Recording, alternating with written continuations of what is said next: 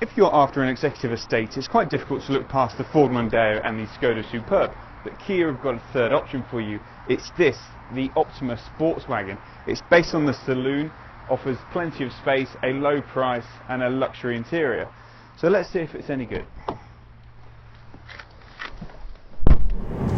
The Optima Sportswagon is Kia's first attempt at this size of car, and if you look at the figures, they seem to have done a pretty good job. Price wise, it's somewhere in between the Mondeo and the Skoda, as it is size wise. So the boot's bigger than a Mondeo estate, but a bit smaller than the Skoda Superb estate. At the moment, the Sportswagon only comes with one engine choice, and that's a 1.7 litre diesel, which is in this car. There is a PHEV hybrid version that's in the saloon at the moment, which should make its way into this car, and there'll be a GT version later, which gets a 2 litre turbo. So there's 3 trim levels, 1, 2 and 3 at the current time. This is the 2 option, and it's perfect. It's got everything you need on it: 18-inch alloy wheels, part leather seats, automatic dual zone climate control, reversing camera, sat nav, everything you need. It's just really well judged. So that 1.7 litre diesel generates 139 brake horsepower and 251 pound-feet of torque, which is enough to get this thing from 0 to 62 in 9.8 seconds. And it never totally feels rapid, but you wouldn't even call it slow. It's just got a really nice balance of speed. So the gearbox has got a really nice action to it. It's quite a long throw, but it's very solid, feels really robust, feels quality. And that's a theme that's repeated throughout this car. So the best characteristic of this car is its ride quality. It's very, very comfortable. It's really well damped.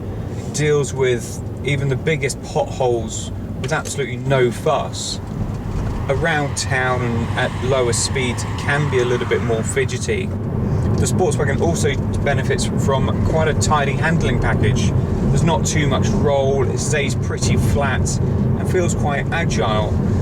Where it's let down is its steering. 90% of the time it's absolutely not a problem. It feels quite light, feels quite consistent, but you turn past a certain angle of degree and it all becomes too light. It completely changes consistency, and it's really disappointing, because if that could be solved, this thing could be a proper Mondeo rival.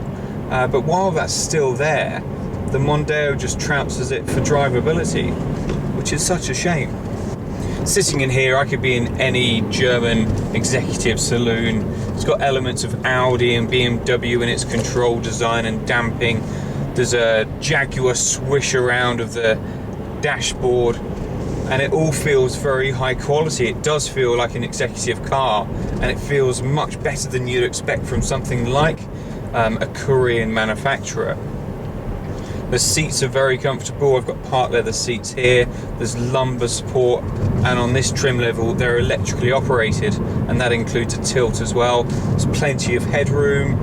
Visibility's good, other than a slight tapering of the rear windows to the back corner, but generally it's pretty impressive. In the back there is acres of room. It's really quite astonishing. Headroom's very good, but knee, leg and foot room is phenomenal. I haven't seen that much space since I was last in an S-Class. And as you'd expect, the boot is huge. It's got a flat floor, it's got a big opening, there's underfloor compartments, there's side compartments, and the nicest touch of all, I think, is the scuff plate.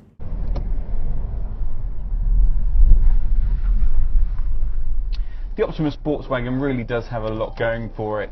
It's roomy, full of kit, and can munch up long distances.